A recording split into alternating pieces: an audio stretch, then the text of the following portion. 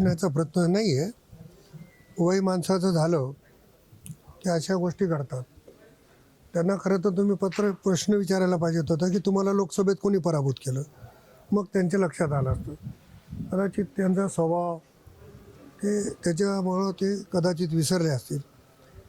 आणि त्यांनी विसरले तरी जनता विसरत नाही ना.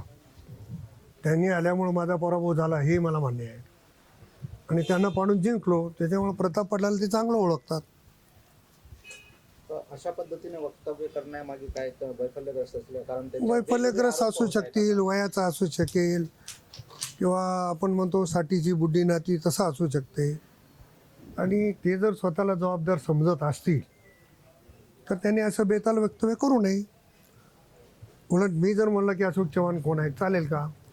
कारण माझ्या एकदा मागच्या निवडणुकीत अशोक शंकरराव चव्हाण उमेदवार होतेच त्यांच्या विरोधात. त्याच्यामुळं मी ते बोलले म्हणून मी असं काही बोलण्याचा प्रश्न निर्माण होतो. आपल्या अशोकराव चव्हाणांना एक त्यांच्या